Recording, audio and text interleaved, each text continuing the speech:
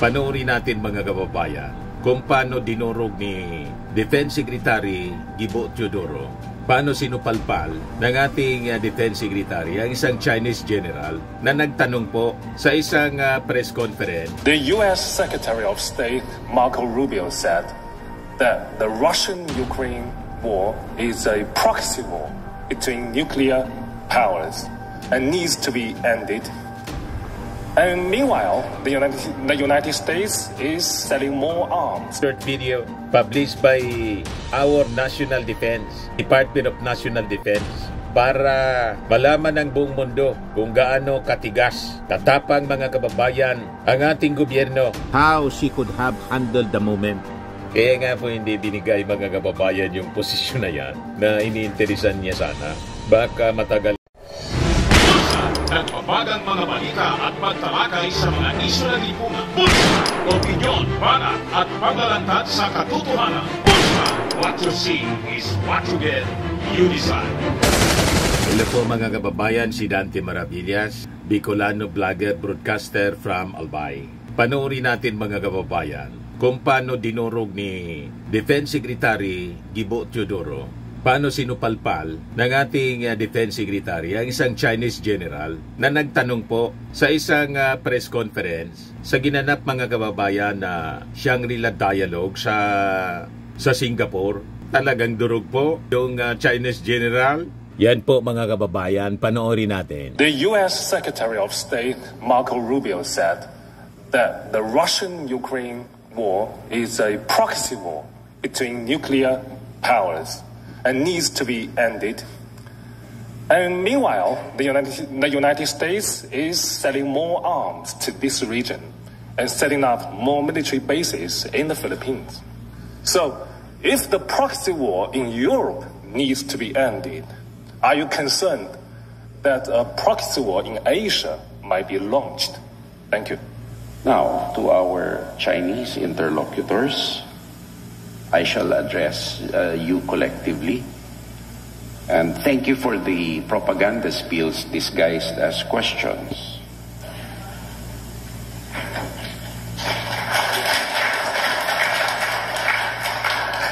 Unfortunately, in my personal opinion, the fact that the question was asked in the way it does, it engenders a deficit of trust in China's words vis-a-vis its actions. I just look back to 1995 on a place called Mischief Reef. There were a few bamboo structures erected there, and China said that these were temporary havens for fisherfolk. Now you have an artificial military island, heavily militarized. China says that it has peaceful intentions. Why does it continue to deny the Philippines its rightful provenance under international law and UNCLOS? And as proof of this, we do not stand alone. None have agreed with China, and none has condemned the Philippines for standing up against China in the face of a threat to its territorial integrity and sovereignty. And thus, for dialogue to be effective, it must be coupled with trust. And China has a lot of trust building to do to be an effective negotiating partner in dispute settlement. We have to call a spade a spade.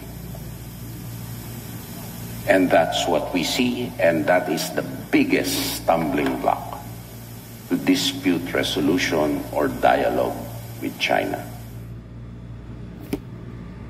Matindi po. It's like a two-edged sword, mga kababayan, ang isinaksak ni Gibo Teodoro doon sa nagtanong sa kanyang general.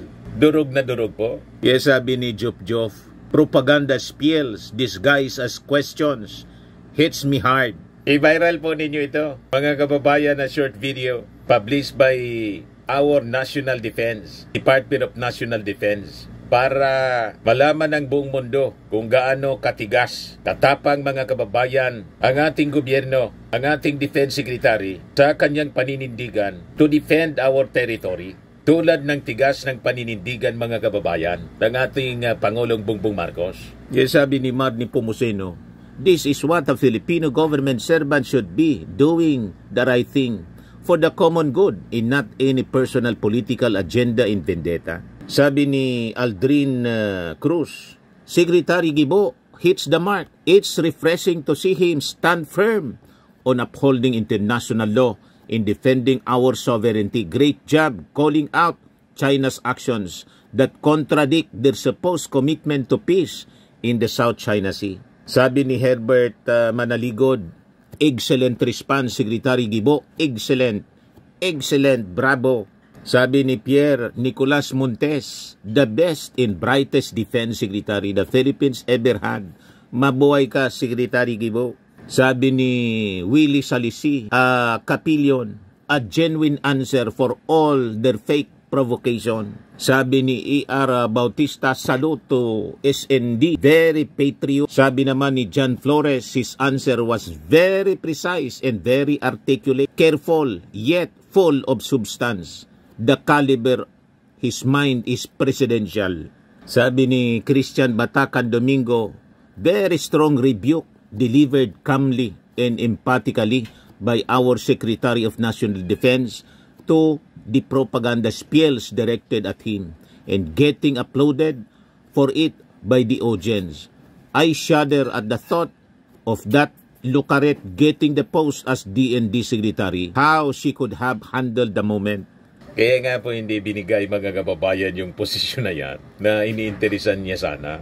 Baka matagal na tayong napahamak kung siya yung pinili ng ating Pangulong Bongbong. Di ba, mga kababayan? Sabi ni Tess Vitog, salute to you, Secretary Guibo, for the very bold and straightforward answer. Nag-react pati si General Tam Lanchon. Sabi niya, articulate, excellent leadership. Cheers! And mabuhay, Secretary Guibo. Sabi ni Nelson Santos Sikat, the Chinese boy with military rank is playing as he is intelligent enough to hide their black propaganda in the view of the whole world. You cannot hide the truth and it will shine up to the whole universe. That boy should first study before he presented his narrative of false story. Lulusot ba siya sa napakagaling, napakatalino na defense secretary ng ating bansa na si Guibo Teodoro? O di ba? Kaya nga po sa cabinet revamp, agad-agad na na-retain, mga kababayan, itong si Guibo Teodoro. Just like yung mga economic managers natin. Sabi ni Dennis Aconia, galing mo, Secretary Teodoro, the best sa poll ang sikwa. Sabi ni Nicoli, nakaka-proud si Defense Secretary Guibo. Sabi ni Moses DP, slap without raising a hand, the serve. Sabi ni Rafaelo Reco, ikaw ba naman ang Bartap Natser?